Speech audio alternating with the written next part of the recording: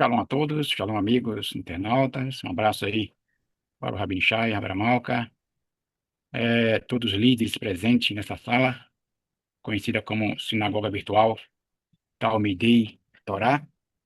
Sejam todos bem-vindos. Hoje, 1º de Av, do ano 5.786, já podemos considerar 15 de julho de 2026. A paraxá que estamos estudando é Devarim, Palavras, com leitura integral no livro de Deuteronômio, capítulo 1, verso 1, e vou até o capítulo 3, verso 22. As posições para hoje são duas, terceira e quarta. Aliás, iniciando aí no capítulo 1 de Deuteronômio, versículo 22, e vai até o versículo 46, já dando aí o resultado das duas aliotas, viu, Murilo Moshe? É Ok. isso aí. Também temos algumas leituras adicionais, como a Haftarah, está baseada no livro do profeta Isaías, capítulo 1, verso 1, então, vai até o versículo 27, e no livro de Hebreus, na Brit Hadashah, ou Aliança Renovada, Hebreus capítulo 3, verso 7, e vai até o versículo 19. O nosso cooperador já está presente, Mori Moshe, lá de Vila Velha, que a partir de agora está com a palavra, que o Eterno abençoe. Shalom. Amém. Shalom Lekulam, Shalom Rabin Shai, a Havera Malka, a todos os Orochim, Morim. Vamos estar fazendo uma breve leitura em hebraico para podermos ganhar tempo. Vamos. Vai que vevo, Elai Kulechem, Vatomeru, Nishlecha Nashim, Lifanenu. ויחפרו לנו את הארץ, וישבו אותנו דבר את הדרך אשר נעלה בה, ואת הערים אשר נבוא עליהן.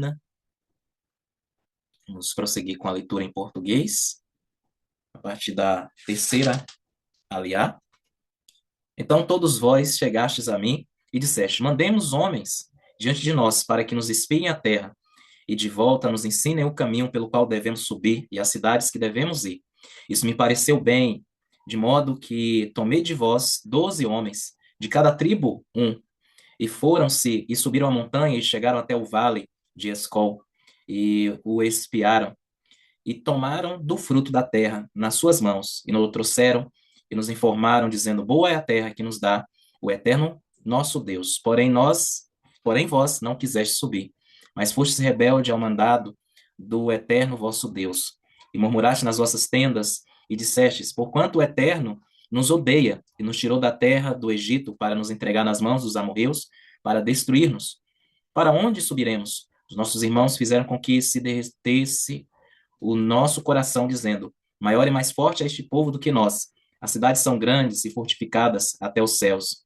E também vimos ali filhos dos gigantes. Então eu vos disse: não vos espanteis, nem os temais. O eterno vosso Deus que vai diante de vós, ele perejará por vós, conforme tudo que fez convosco diante de vossos olhos no Egito, como também no deserto, onde viste que o eterno vosso Deus nele vos levou, como o homem leva seu filho, por todo o caminho que andaste, até chegardes a este lugar. Nem por isso creste no eterno vosso Deus, que foi diante de vós por todo o caminho, para vos achar o lugar onde vós deverias acampar, de noite no fogo, para vos mostrar o caminho por onde havíeis de andar, e de dia na nuvem. E ouvindo, pois, o Eterno, a voz das vossas palavras, indignou-se e jurou, dizendo: nenhum dos homens desta maligna geração verá esta boa terra que jurei dar a vossos pais, salvo Caleb, filho de Jefoné, ele a verá. A terra que pisou darei a ele e a seus filhos, porquanto perseverou em seguir ao Eterno. Também o Eterno se indignou contra mim por causa de vós, dizendo: também tu não entrarás. Josué e Joshua, filho de Num, que está diante de ti, ele entrará e fortalece-o, porque ele a fará herdar a Israel. Os vossos meninos de que dissestes: por presa serão vossos filhos que hoje não conhecem nem mal, nem o bem, nem o mal. Eles ali entrarão e a eles darei, e eles a possuirão. Porém vós, virai-vos e parti para o deserto pelo caminho do Mar Vermelho. Então respondestes e me dissestes: pecamos contra o Eterno, nós subiremos e pelejaremos, conforme tudo que nos ordenou o Eterno nosso Deus. Armaste-vos cada um de vós dos seus instrumentos de guerra, e estivestes prestes para subir a montanha. E disse-me o Eterno: Dízeres, não subais nem pelejais, porque não estou no meio de vós, para que não sejais feridos diante de vossos inimigos. Porém, falando-vos eu, não ouvistes. Antes fostes rebeldes ao mandado do Eterno, e vos ensoberbecestes, e subistes a montanha, e os amorreus que habitavam naquela montanha vos saíram ao encontro e perseguiram-vos, como fazem as abelhas, e vos derrotaram desde Seir até Hormá. E tornando, pois, vós chorando perante o Eterno não ouviu a sua voz, nem vos escutou. Assim permanecestes muitos dias em Cádiz, pois ali vos demorastes muito. Então, essas são as duas aliot. As duas estão em uma questão bastante conectadas, pois é uma sequência de um evento muito importante na história dos filhos de Israel. E é interessante que nós vamos ver aqui algumas lições relacionadas a essas duas aliot. Me deterei um pouco mais na realidade, apesar de nós tentarmos comentar um pouco da quarta, tentarmos fazer um link com a quarta aliá. Nós vamos ver aqui algumas lições apresentadas. Eu vou só compartilhar aqui com vocês.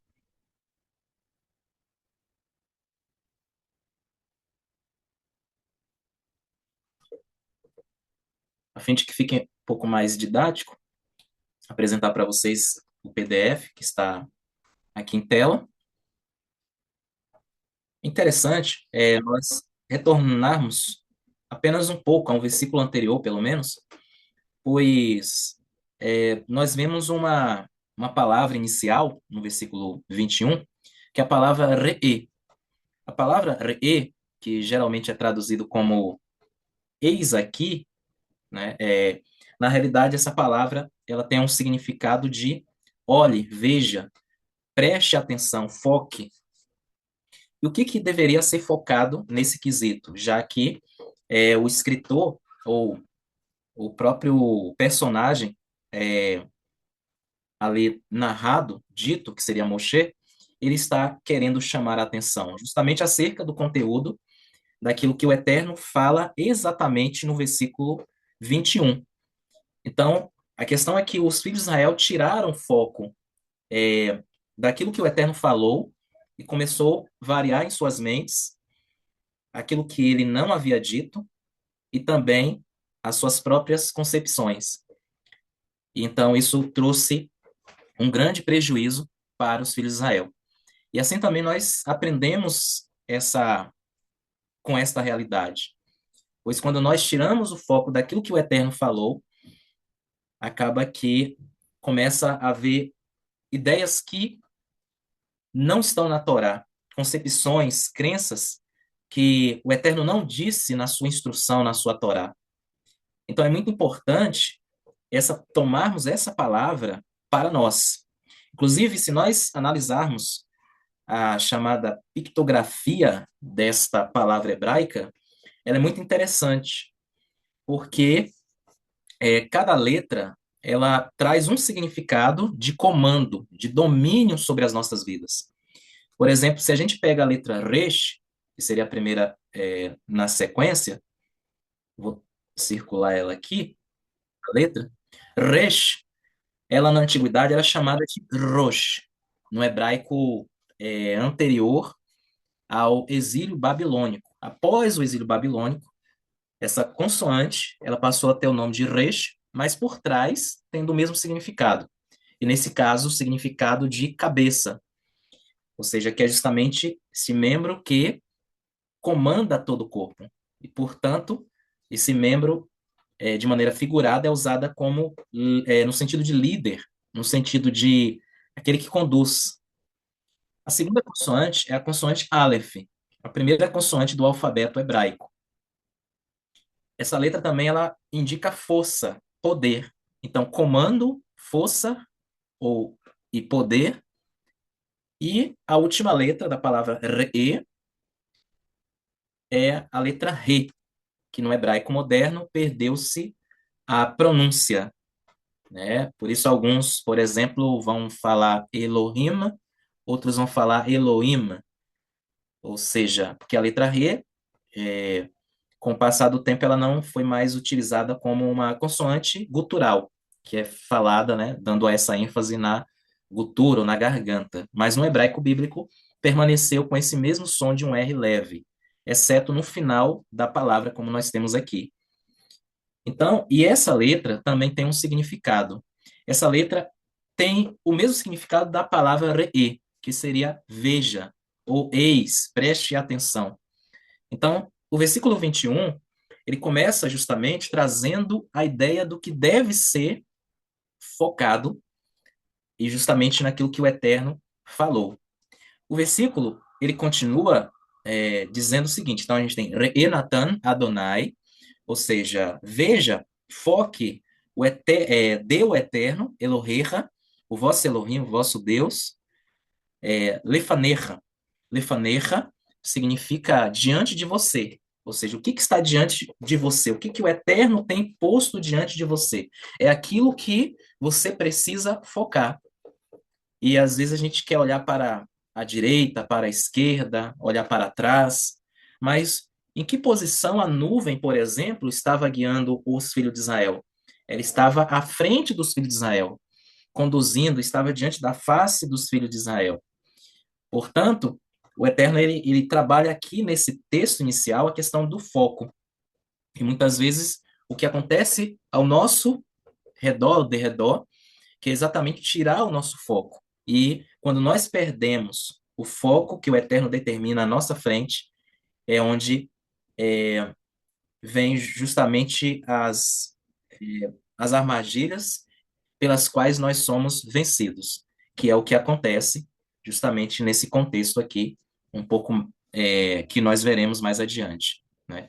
Então ele fala, Lefanecha et haaretz, ou seja, foque, preste atenção, porque o Eterno vos deu, né? O Eterno vosso Deus deu diante de vocês a terra. Aí ele dá a ordem, através de Moshe, ele diz, Ale, Resh, Kaasher de Adonai, Elohei Avotecha, Lach.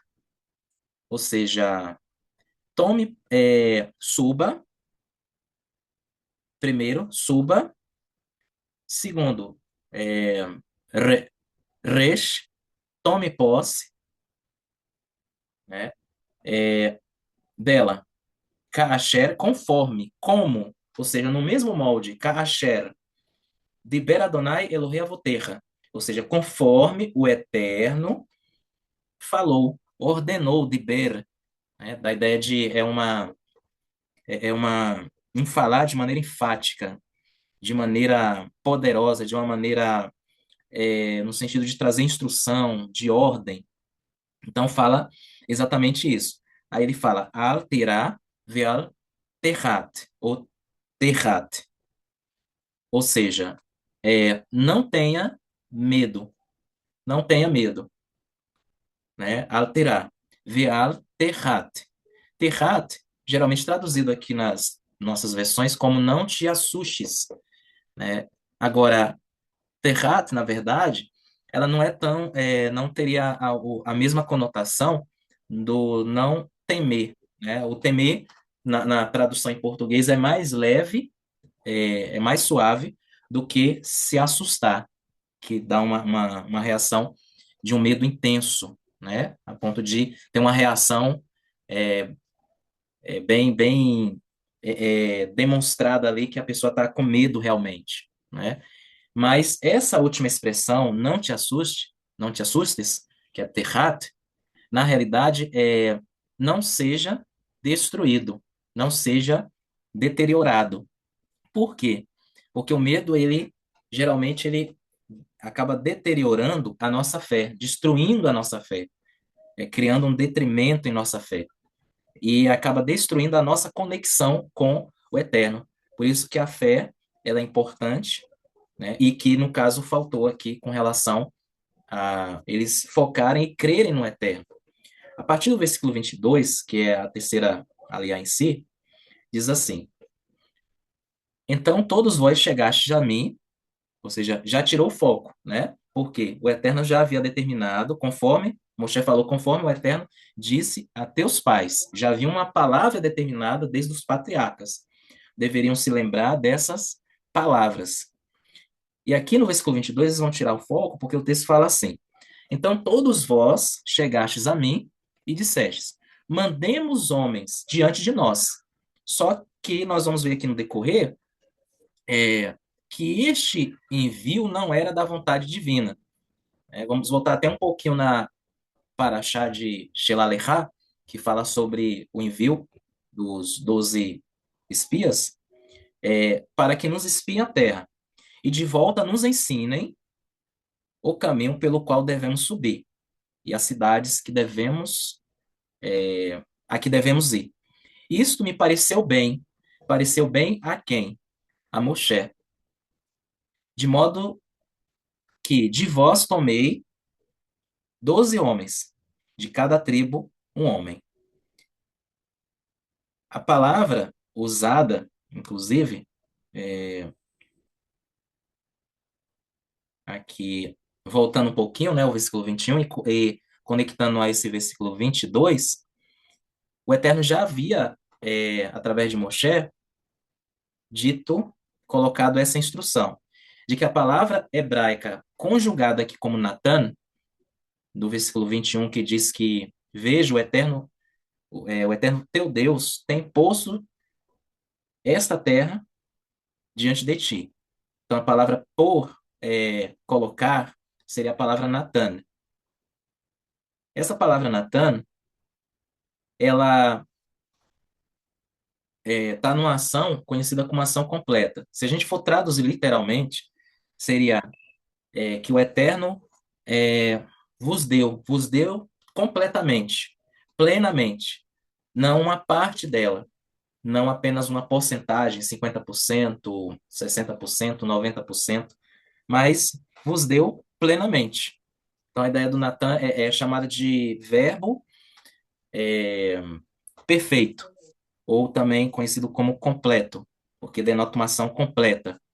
O hebraico, ele não se restringe apenas à questão de tempo, ou seja, os tempos passado, presente e futuro, mas as conjugações dele, na realidade, dá a ideia de aspecto, como essa ação ela é executada, que tipo de ação é essa?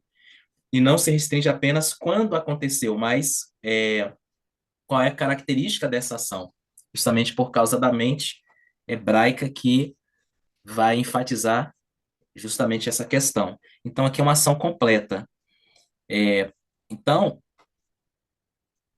eles deveriam crer que o Eterno realmente já havia dado, porque já havia dado completamente, né? E aqui vai justamente estar acentuada a questão do crer, que a fé ela é a crença naquilo que não se vê, é a esperança daquilo que não se vê, é o firme fundamento das coisas, ou seja, você tem uma firmeza naquilo que o Eterno falou em sua palavra, aquilo que o Eterno determinou, e procura sempre não oscilar, porque ele concede de maneira completa aquilo que ele determinou, né?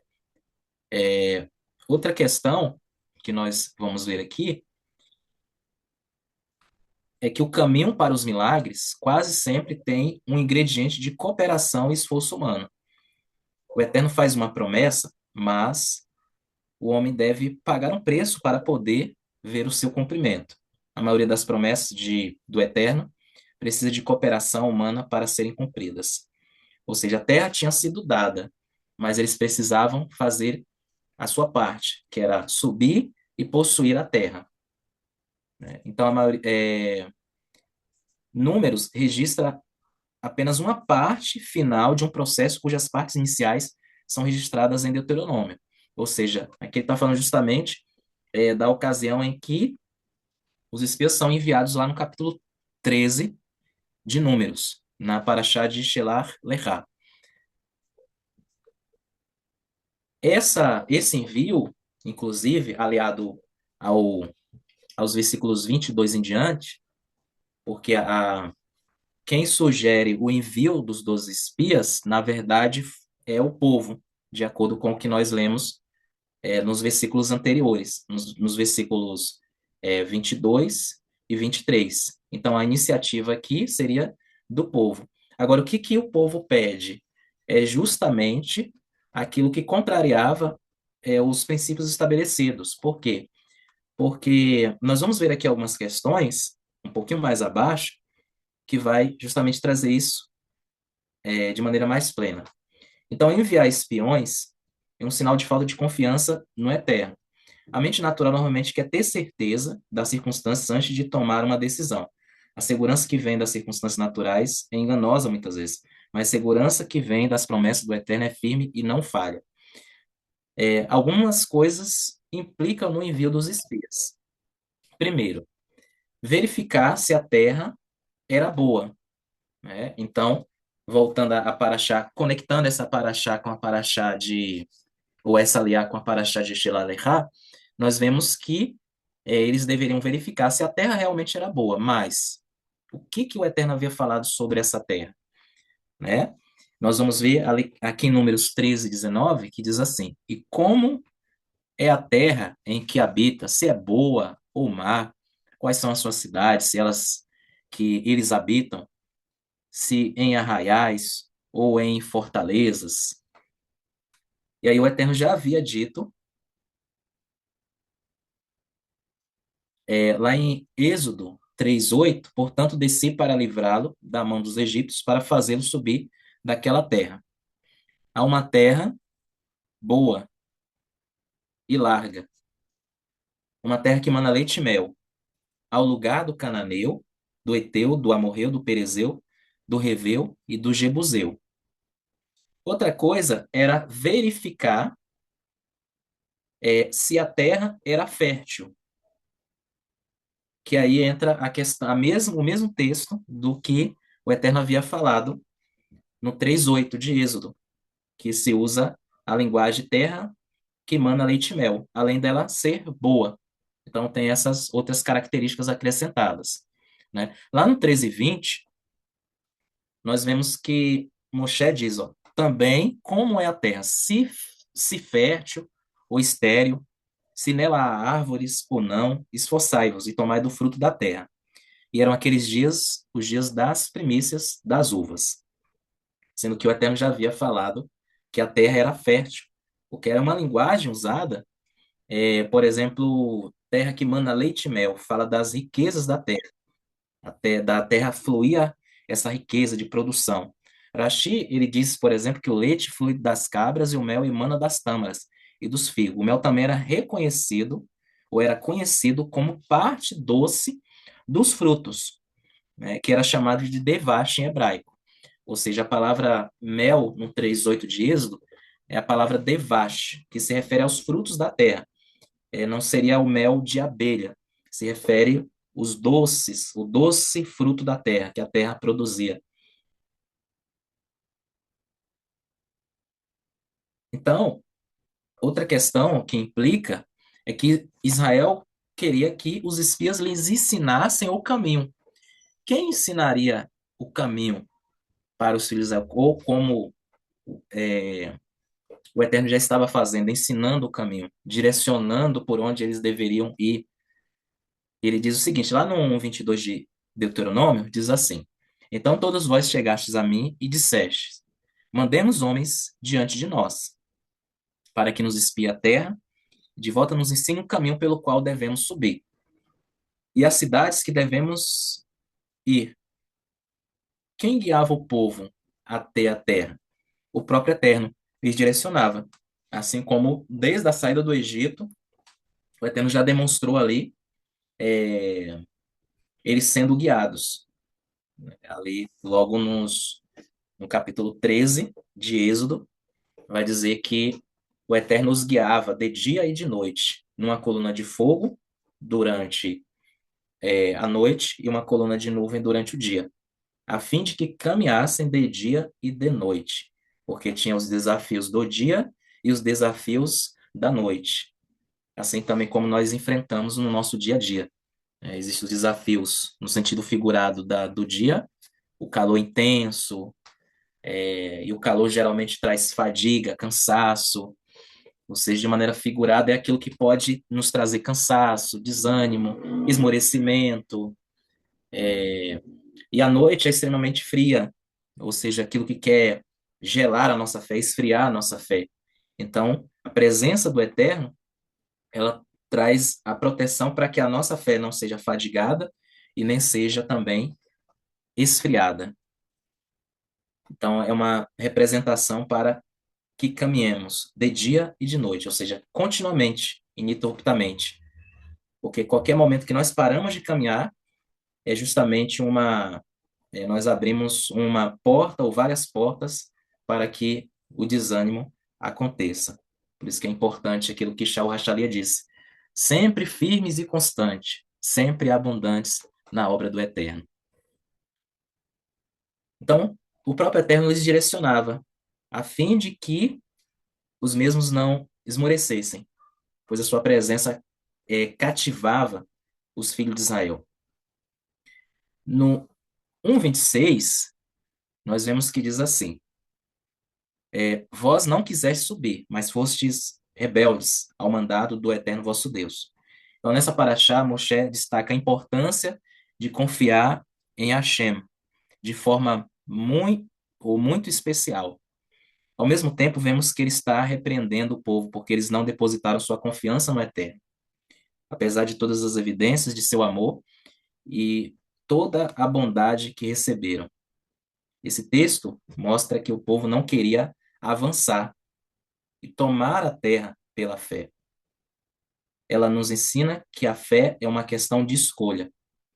Quando a revelação do Eterno chega, temos a liberdade de escolher confiar nele, acreditando em sua palavra, ou rejeitá-lo, não acreditando em sua palavra. E muitas vezes nós acabamos nos deparando também com essa situação. A questão da pessoa ela não querer realmente, porque se a pessoa quer realmente, ela consegue avançar. Porque o Eterno ele vai abrindo o caminho, ele vai direcionando, ele vai proporcionando para que você cumpra os mandamentos dele. Ele vai abrindo as portas. Na medida que você quer, na medida que você deseja, na medida que você toma posse realmente, o Eterno vai abrindo os horizontes, né? Mesmo que aparentemente você esteja em alguma impossibilidade, como eles tinham dentro do quesito natural das coisas, as cidades fortificadas, muros altos, como a própria Jericó, nós vemos revelada essa verdade, muralhas praticamente duplas, é, que eram intransponíveis, ou seja, mesmo que pareça que humanamente falando você não consiga, mas se você deseja e você coloca na mão do Eterno e realmente é da vontade, a sua vontade está conectada à vontade do Eterno, ele com certeza opera coisas que nós mesmos nem imaginamos. Então o povo ele não realmente não queria, o povo não queria diante da determinação que o Eterno havia posto, né? Mas que nós possamos desejar, que nós possamos realmente querer, né? E esse querer não fique apenas no sentimento, mas fazer por onde, né? Não é uma vontade meramente abstrata, mas é procurar fazer o que é correto diante dos olhos do Eterno, né? Então, nós vemos que diante de toda a bondade revelada do Eterno, o Eterno providenciando tudo o que foi necessário ali durante o período de peregrinação no deserto, já tinha mostrado o seu poder lá no Egito para os filhos de Israel, de uma maneira praticamente inegável. Não tinha como negar realmente que o Eterno estava ali presente e que ele poderia, como havia prometido, fazer com que Israel avançasse e tomasse posse da terra. Então, diante das nossas limitações, o que fazer? Fazer o que o Eterno falou, desejar cumprir a sua vontade, né? Se ele deu os mandamentos, então, diante das incapacidades, impossibilidades, façamos o que ele determinou e ele vai te guiando, ele vai te introduzindo. Então, queremos avançar. E aí nós temos a escolha, como o povo teve essa escolha. O nosso povo teve essa escolha nesse contexto aqui. Versículo 27 diz assim: E murmurastes nas vossas tendas, e dissestes: Porquanto o Eterno nos odeia e nos tirou da terra do Egito para nos entregar nas mãos dos amorreus, para destruir-nos. Então veja que concepção acabou se tendo do Eterno, né? Então, até onde alguém pode ir na blasfêmia? A razão pela qual os filhos de Israel não confiavam no Eterno era porque haviam criado uma imagem mental distorcida dele. Então, dependendo da maneira como a gente entende, de acordo com o que a Torá expõe, é a maneira como nós vamos nos relacionar com o Eterno. Então, se a gente tem uma ideia distorcida sobre o que a Torá ela orienta, nós vamos ter uma visão distorcida de quem é o Eterno.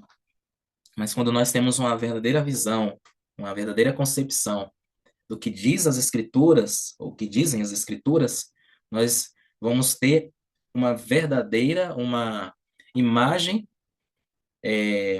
uma verdadeira concepção de quem realmente é o Eterno, quem realmente é o Eterno para com o seu povo. Então, que imagem nós estamos tendo dele? Que concepção nós estamos tendo dele? Isso vai interferir no nosso relacionamento com ele. Então, a compreensão dele sobre Hashem não se alinhava com a revelação que ele lhes deu quando os tirou do Egito, como um pai que ama seu filho e o tira da escravidão para levá-lo a um lugar melhor, conforme está escrito em Deuteronômio 1:31. Como também no deserto, onde vistes que o Eterno vosso Deus nele vos levou, como um homem leva seu filho, por todo o caminho que andastes, até chegardes a este lugar. É interessante que a comparação é como o homem leva seu filho. É uma linguagem bastante interessante. Quando a gente analisa, por exemplo, a expressão hebraica usada para levar, como o homem leva o seu filho, na realidade, literalmente seria como o homem levanta seu filho. Aqui temos o texto em hebraico, Ka'asher, Issa, Ish, et Beno. Ka'asher, Issa, Ish, et Beno. Ou seja, como o homem levanta seu filho. A palavra Issa vem da palavra Nassá, que significa exatamente isso, levantar, erguer. Ou seja, qual era o propósito do Eterno? Tirá-los do Egito. Tanto que lá no Êxodo 3:8, 7:8, ele usa a expressão que o Eterno desceu para fazer o povo subir, né, daquela terra, uma terra que mana leite e mel. Ou seja, esse subir não é apenas uma subida geográfica, mas é uma elevação espiritual. Por quê? Porque tudo aquilo que tirava a atenção, o foco do povo ali no Egito, por causa da escravidão, foi anulado a partir dessa retirada do Egito, porque eles não estariam mais debaixo do jugo de Faraó, não teriam mais o status de escravos. E logo em seguida eles foram recebendo os mandamentos do Eterno. Então isso trouxe elevação espiritual, assim como um filho, quando ele é aconselhado, quando ele é orientado pelo seu pai, conduzido pelo seu pai. Assim o Eterno fez durante esse período. Por isso que ele usa por isso que a Torá utiliza essa expressão, como filho que levanta, porque, aliás, como homem que levanta seu filho, que o Eterno estava os levantando, nesse sentido de os aproximando dele, e esse era o intuito, esse era o propósito. Então, a imagem que temos do Eterno vai exatamente determinar as escolhas que fazemos, e, acima de tudo, nossa fé nele. A vida eterna consiste em reconhecer o Eterno pela experiência e Yeshua HaMashiach, como está escrito em Yohanan, João, capítulo 17, versículo 3. E esta é a vida eterna, para que te conheçam o único e verdadeiro Deus e aquele que enviou Yeshua, o Mashiach.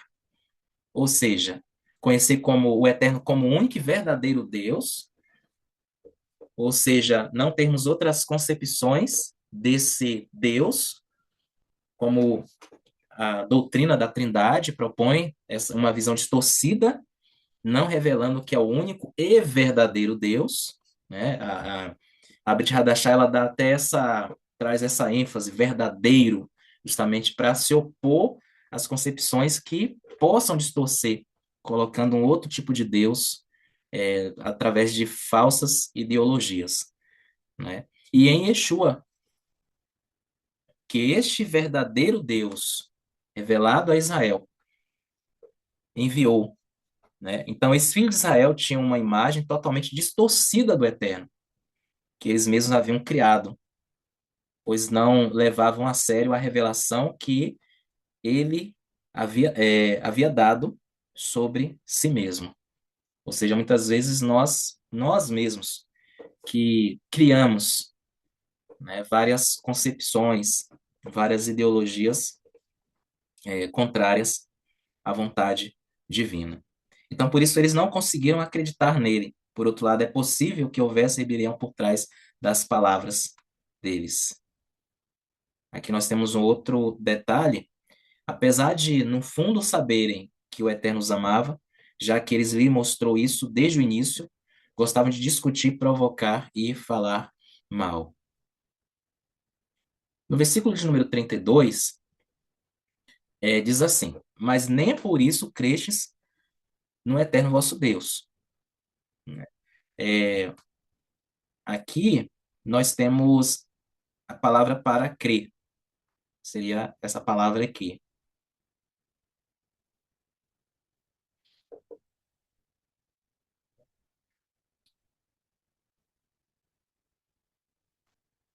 A raiz dessa palavra seria a palavra aman, né? Ela vem até da palavra imun. Imun significa exercício, treino ou treinamento, porque a nossa fé ela deve ser o que? Exercitada. Ela não é algo abstrato, mas ela é revelada na prática. Ou seja, na medida que a gente vai praticando, ela vai sendo fortalecida. Na medida que nós vamos trilhando o caminho do Eterno, nos relacionando com Ele, de maneira prática, fazendo o que Ele determina, ela vai se fortalecendo. Então, não é algo meramente abstrato, não é um sentimento que a gente espera simplesmente acontecer e não fazer nada. Na verdade, é um treino. A fé, ela é um exercício, né? A expressão hebraica usada aqui, inclusive, que é a palavra ma'aminim, né, tem um significado de crer constantemente. Aqui é chamado de particípio no hebraico.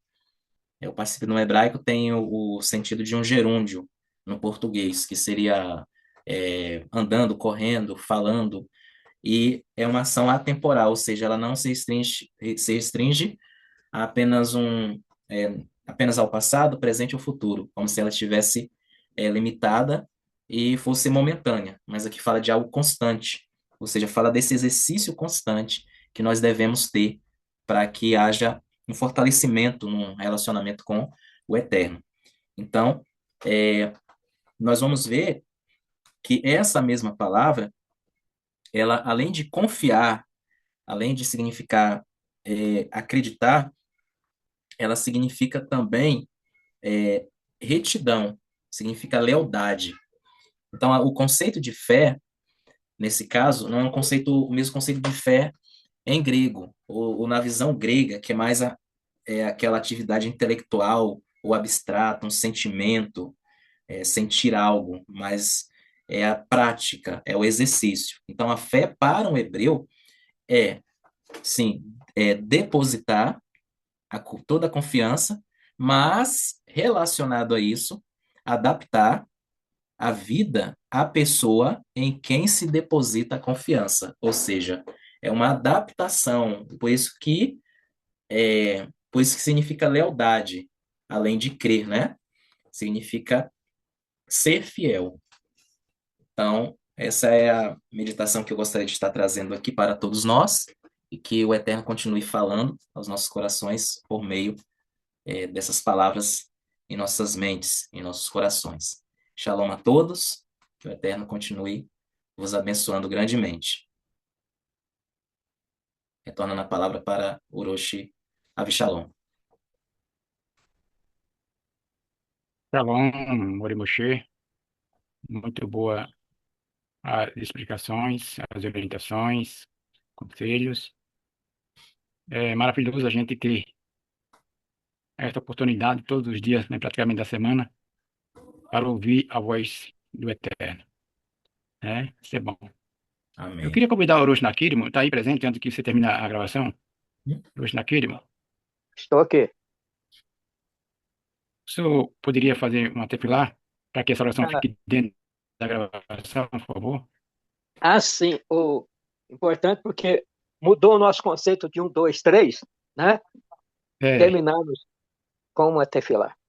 Avino Marqueno, nosso Pai, nosso Rei, graças damos a Ti, eterno Deus, por esse momento especial que Tu tens nos proporcionado de ouvirmos na explanação da boca do Teu servo esses momento tão especial falando da Tua Santa Torá, o quão nós precisamos exercitar nossa fé em Ti e acreditar e não duvidar do propósito pela qual tu nos chamaste. Pedimos a ti, eterno Deus, humildemente, abençoe todos os nossos amados que estão conectados na plataforma Zoom, que só possa nos dar uma noite de paz, uma noite de tranquilidade, e possa nos guiar em todos os santos caminhos, sabendo, eterno Deus, por meio do que acabamos de ouvir, que o nosso objetivo é o Ulan Rabá, mas o caminho tem espinhos, tem pedregulhos, e essas são as dificuldades que encontramos na vida. Que o Senhor possa nos capacitar para que possamos caminharmos rumo ao Rabá, protegido com a tua Shekhinah durante a noite e a nuvem durante o dia. Essa é a nossa súplica e te pedimos humildemente, nos méritos de Yeshua ben Davi, o nosso mestre maior. Amém. Amém. amém. Gravação encerrada.